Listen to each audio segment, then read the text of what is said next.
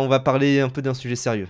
Quand même, on va parler d'un sujet sérieux là, puisqu'il y a du coup Technicolor donc,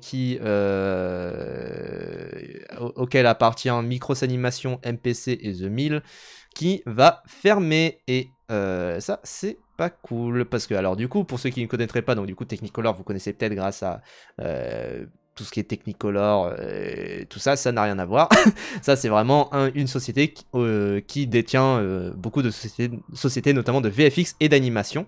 Donc du coup, Micros Animation, vous connaissez peut-être parce que ils sont sur plein de projets, notamment de Nickelodeon. Donc tout ce qui est les films Bob l'éponge, les films aussi TMNT, là, Tortue Ninja, tout ça.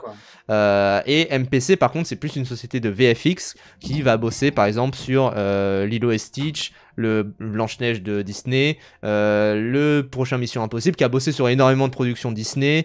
Enfin, vraiment, qui a bossé sur beaucoup de choses. Et là-dessus, bon bah c'est clairement... Pourquoi c'est comme ça? C'est clairement désastreux pour l'industrie parce qu'en fait, il y a un vrai côté qui ne donne pas non plus de grand espoir en l'animation.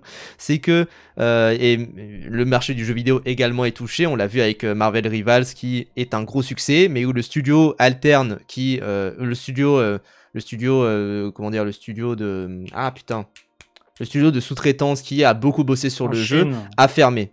Non, pas le studio chinois, justement, le studio de Seattle. Ah oui. A fermé, quand bien même le film est un gros succès. Et là-dessus, c'est un peu la même chose, c'est-à-dire que même si les films cités ici sont des gros succès, même si ça marche bien, même si c'est pas non plus des immenses bids, etc., bah les studios se pètent la gueule quand même, quoi. Et ça, c'est vraiment désastreux. Et c'est toujours les travailleurs qui prennent alors, sans raison. En fait, il n'y a même plus de conditions, il n'y a même plus ce côté, si tu réussis, t'es safe, quoi. Il n'y a vraiment plus ça. C'est une... se pète la gueule. Et c'est désastreux, clairement, c'est horrible. On est de tout cœur avec toutes ces sociétés-là, mais clairement, l'avenir de l'animation ne semble pas très glorieux. De toute façon, on en discutait déjà avec Baptiste, la dernière fois qu'il est venu. Mais clairement, c'est un de mes meilleurs potes et Lightning TD à ILM au Canada. Il a eu du cul car ILM est safe, mais là-bas c'est la big merde à cause de décisions politiques de droite en gros qui ont coupé plein de subventions. Bah oui, et ça là-dessus, attendez-vous à des grosses décisions et des gros impacts sur le milieu de la culture, de l'art et de la technique de l'artistique. Qui vont vraiment faire du mal immense à toute l'industrie et particulièrement aux travailleurs en fait de l'animation, parce que je pense qu'il faut quand même commencer à considérer ces gens-là comme des travailleurs. Là-dessus, c'est plus de 10 000 artistes et techniciens de l'animation qui sont touchés et qui pourraient devenir sans emploi d'un coup. C'est-à-dire que là, actuellement, la décision pourrait être prise d'ici lundi. Donc bon, c'est quand même assez chaud, d'autant plus que, encore une fois, ça peut toucher tout le monde, ça peut toucher vraiment les plus gros studios, ça peut toucher même les studios qui marchent bien, et ça, c'est plutôt badant. C'est plutôt badant. La droite, qui en a quelque chose à foutre de la culture, n'existe pas. Ce qu'ils veulent, c'est des appareils de propagande. C'est ça. Surtout aux États-Unis maintenant. Il y a eu un autre salut nazi d'ailleurs. Déjà. Et surtout, bon, bah là, on parle des politiques, mais même sans cet aspect-là, je pense que ça aurait.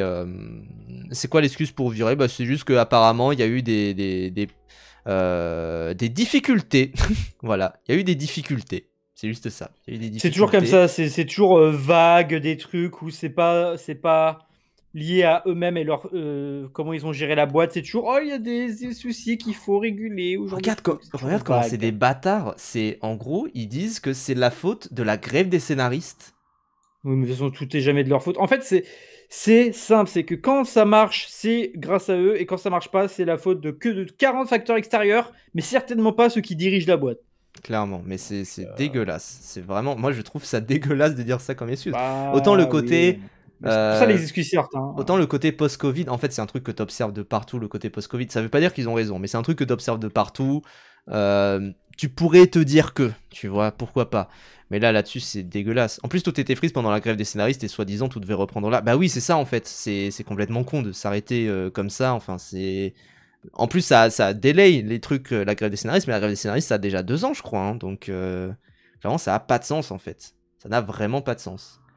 Et bon, c'est... Apparemment, en fait, ça va se faire pays par pays. En France, on a la recovery procedure. Alors, recovery procedure, vous me direz dans le chat, est-ce que c'est... De quoi?